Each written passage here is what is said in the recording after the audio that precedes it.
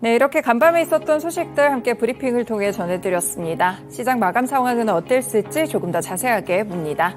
김민아 캐스터 마감 상황 전해주세요.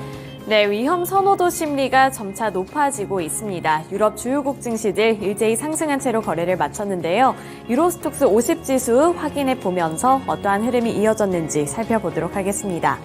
유로스톡스 50 지수 살펴보시면 0.3%로 상승세로 거래를 마쳤고요. 4,369포인트의 종가를 형성했습니다. 장 초반부터 중반까지는 지지부진한 흐름이 이어갔지만 장 막판에 이렇게 상승폭이 확대되는 모습이 나타났고요. 급격하게 탄력을 받는 모습이 연출이 됐습니다. 우선 시장에서는 골딜락스 가능성 그리고 미국에서 발표된 이 대형 은행들의 실적에 주목을 했는데요. 미국에서 대형 은행들이 호실적을 발표하면서 투자 심리가 일제히 개선된 가운데 경기 지표는 생각보다 부진하게 나왔음에도 불구하고 이 골딜락스에 대한 가능성이 제시가 되면서 투자 심리가 일제히 개선이 됐습니다. 이제 유럽에서는 주목을 하고 있는 부분이 두 가지가 있는데요. 영국 그리고 유로존의 6월 CPI 결과에 주목을 하고 있습니다. 이 결과치에 따라서 금리 인상 발표가 어떻게 될지 눈여겨보시면 되겠습니다. 네, 이어서 원유 선물 가격 흐름 살펴보겠습니다. 원유 선물 가격 흐름 살펴보시면 2% 넘는 강세로 거래를 마쳤습니다. 2.24% 오른 75달러 선에 거래를 마쳤고요. 장 막판에 마찬가지로 더욱더 이 상승폭을 확대해 나가는 모습이 연출이 됐습니다. 중국의 경기가 다시 한번 우려감을 키웠지만 오늘 같은 경우에는 중국 경기 부양책에 대한 기대감이 다시 한번 유입이 되면서 이렇게 원유 가격도 2%대로 강세를 나타낸 거였는데요. 중국의 거시경제 주무기관인 국가발전개혁위원회의 진센동 정책연구실 주임은 앞으로 소비를 회복시키고 또 확대하기 위한 정책을 수립하겠다고 밝혔습니다. 이렇게 중국의 경기 부양책에 대한 기대감이 다시 한번 유입이 되면서 원유 가격까지도 탄력을 받았다는 점 확인해 보시면 되겠습니다. 네, 이렇게 원유 선물 가격 흐름과 유럽 증시 마감 상황 함께 살펴드렸고요. 미국 증시 마감 상황은 SH인베스트먼트 김선영 연구원 통해서 들어보도록 하겠습니다. 네, 연구원님 안녕하세요. 네, 안녕하십니까. 네, 미국의 대형 은행들이 호실적을 발표를 해서 투자 심리가 개선이 된 것 같은데요. 자세한 내용 전달해 주시죠. 예, 그렇습니다. 뱅크 오브 아메리카, 모건 스탠리, 찰스 슈왑 등 대형 금융사들의 예상을 상회한 분기 실적에 힘입어 오늘 3대 지수가 모두 상승했으며 지수별로는 다우 지수가 1.06, S&P 500은 0.7, 나스닥은 0.76, 소형주 중심의 러셀 2000 역시 1.27%의 상승으로 거래를 마쳤습니다. 오늘 발표된 6월 소매 판매 지수는 증가세를 이어갔지만 시장의 예상을 밑돌았고 연방준비제도가 발표한 6월 산업생산 역시 전달보다 0.5%가 감소해 두 달 연속 감소세를 보이는 등 경제 지표들은 다소 부진한 경과를 보였지만 투자자들은 미국 경제의 70%를 차지하는 소매 판매가 예상치를 다소 밑던 점은 연준의 과도한 긴축 위험을 낮춰줄 것이라는 점에서 긍정적으로 평가하고 있는 가운데 오늘 시카고 상품거래소 페드워치에 따르면 연방금리 선물시장 참가자들은 연준이 이번 달 FOMC에서 금리를 0.25%포인트 올릴 확률을 약 97%로 점치고 있습니다.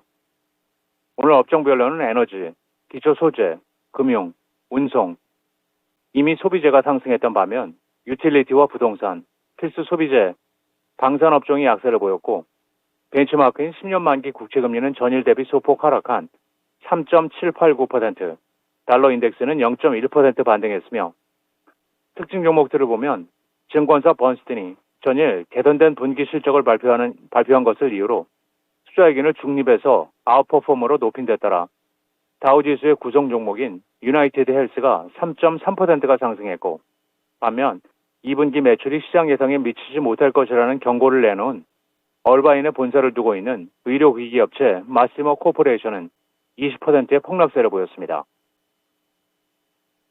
미국 경제의 3분의 2를 차지하는 버팀목인 소비가 예상에 다소 미치지 못했다는 소식입니다. 상무부에 따르면 지난달 미국의 소매 판매는 전달 대비 0.2%가 증가한 것으로 나타났는데요.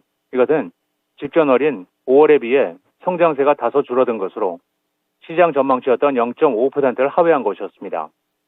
또한 휘발유와 자동차 등을 제외한 근원 소매 판매는 전달 대비 0.3% 증가했는데요.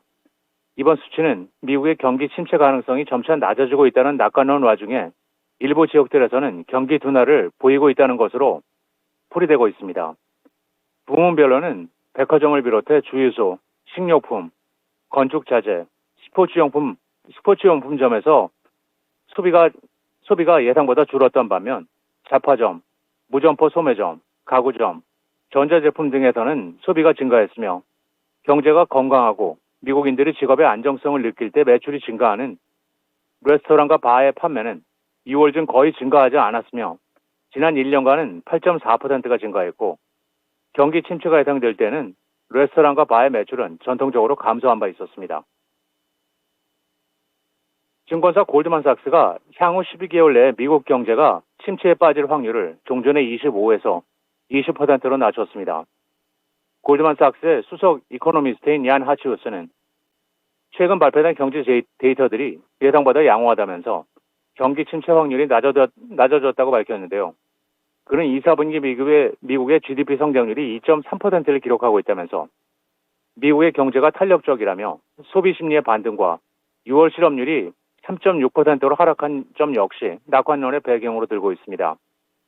한편 미국 경제는 1분기 예상보다 높은 연간 기준 2% 상승했고 6월의 근원 인플레이션은 2021년 이후 가장 낮은 수준을 기록했으며 지난주 발표된 실업수당 청구 건수 역시 예상보다 크게 줄어든 것으로 집계됐다면서도 실질 가처분 소득 증가율이 둔화됨에 따라 다음 분기에는 약간의 감소 가능성도 있다면서 전반적인 재정 여건이 개선되고 주택시장이 반등하고 있으며 공장 건설의 붐이 지속되고 있는 현상이 미국 경제가 계속 성장할 것임을 암시하고 있다고 주장했습니다.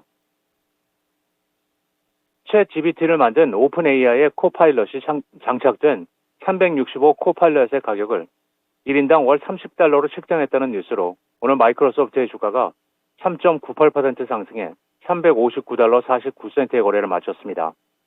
마이크로소프트는 연례 파트너사 컨퍼런스인 인스파이어 2023을 개최하고 이 같은 가격 정책을 공개하면서 메타가 새롭게 공개한 오픈소스인 거대 언어 모델인 라마2를 MS 애저를 통해 제공하기로 했고 또한 MS는 빙 챗 엔터프라이즈 서비스도 공개했는데요. 챗 GPT가 적용된 챗봇인 빙 챗을 기업용으로 별도로 만든 것으로 보안에 민감한 고객들을 위해 입력 및 출력한 데이터는 기록에 남지 않으며 기존 MS 엔터프라이즈 그리고 비즈니스 고객들은 별도 비용 없이 사용할 수 있고 별도로 구독할 때는 월 $5의 사용료라고 회사 측은 밝혔습니다.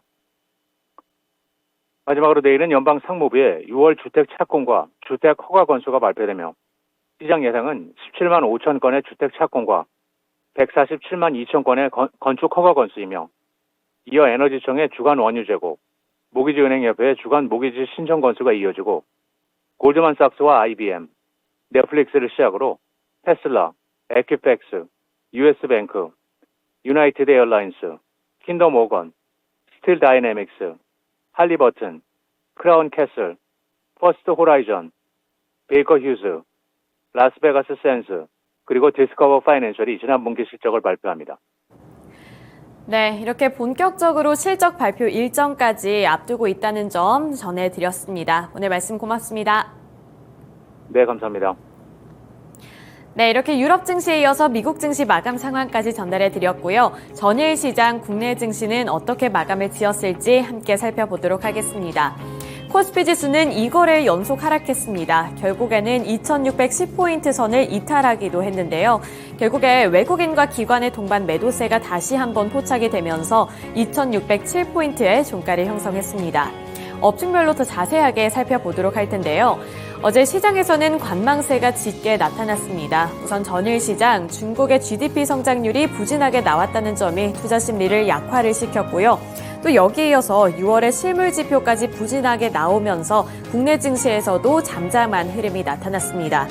2분기 실적 발표를 앞두고 외국인 그리고 기관 투자자들의 대기 심리가 짙어진 영향도 국내 증시에 반영이 되면서 이렇게 하락세로 거래를 마쳤는데요. 업종별로 하나하나 더 자세하게 살펴보시죠. 전 전기전자 섹터에서 반도체 투톱 간단하게 훑고 넘어가 보겠습니다. 삼성전자가 전일 시장 1% 넘게 밀려났고요. 1.77% 하락한 72,000원의 종가를 형성했습니다.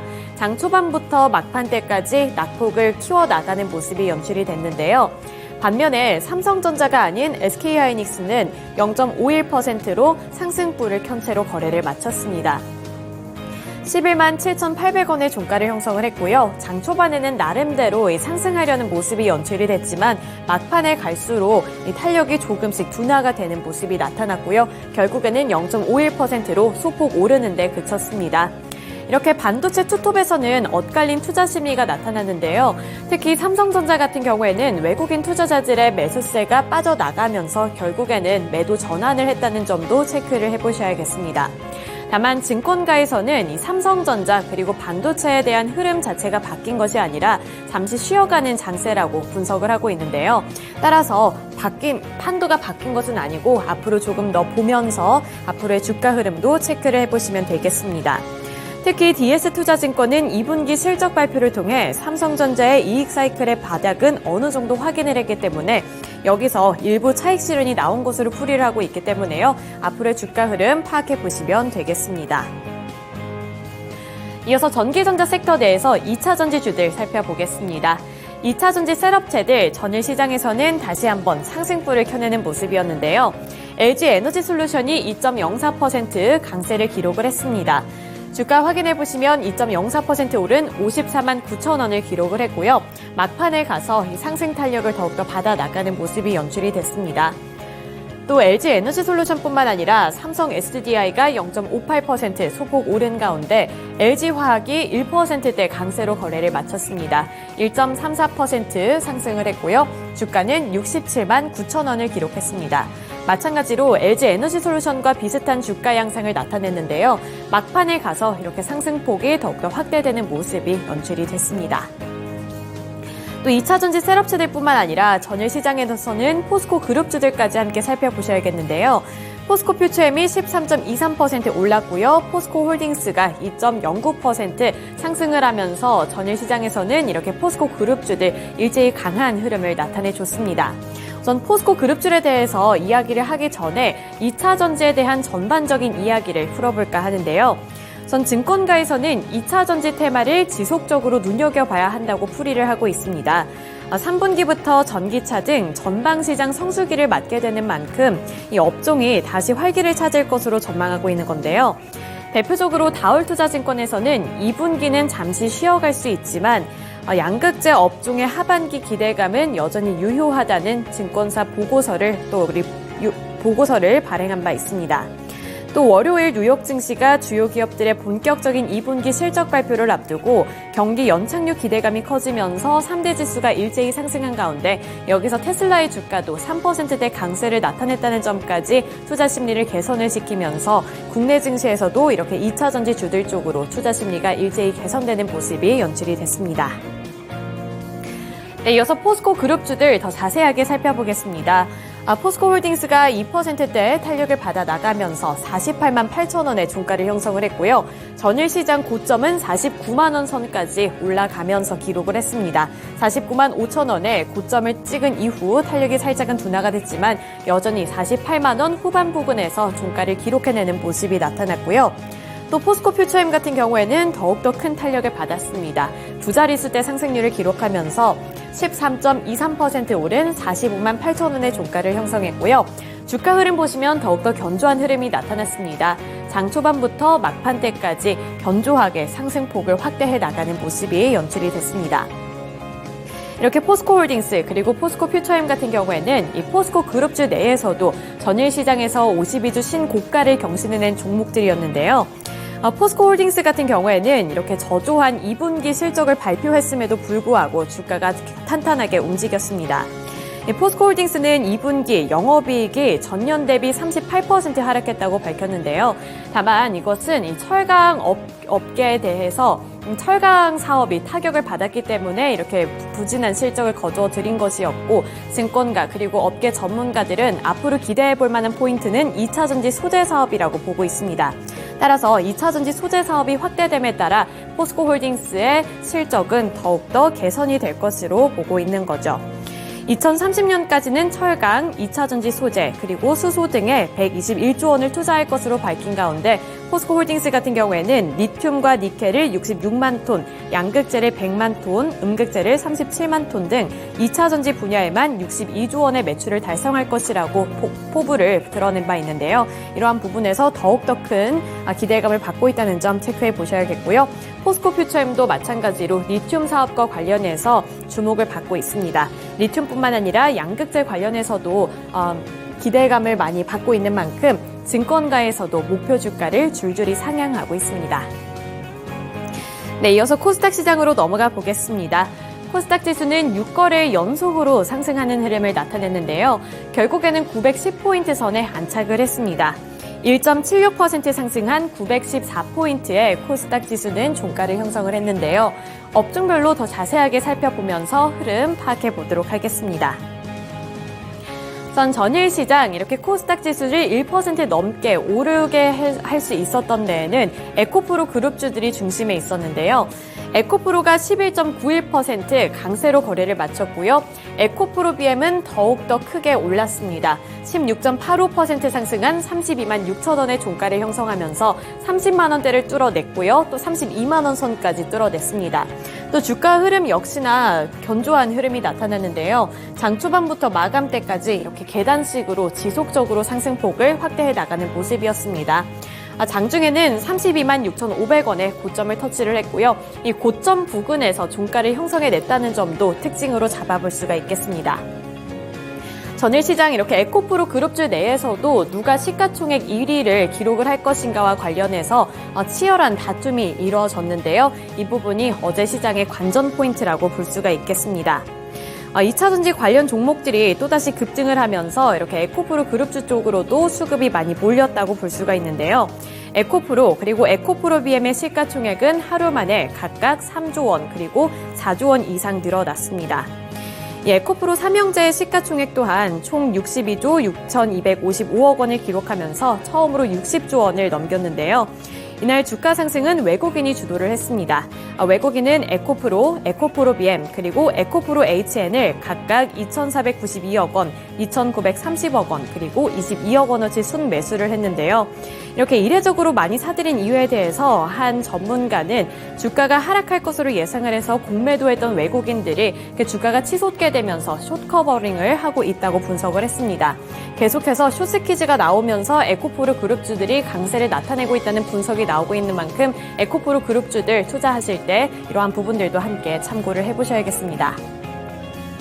네, 전일 시장 단연 에코프로 그룹주들만 오른 것은 아니었고요. LNF 같은 종목도 5%대로 상승폭을 확대해 나간 가운데 이 화학 섹터 내에서도 첨보 같은 종목도 4%대 상승폭을 켜냈고요. 나노 신소재도 11.4% 올랐습니다. 또 그뿐만 아니라 음극재와 관련해서 대주전자 재료도 굉장히 오랜만에 장대 양봉을 만들어내면서 두 자릿수대 상승률로 거래를 마감했습니다. 네, 이렇게 코스피 시장 그리고 코스닥 시장에서의 특징주들까지 함께 알아봤고요. 지금까지 글로벌 증시 마감 상황이었습니다.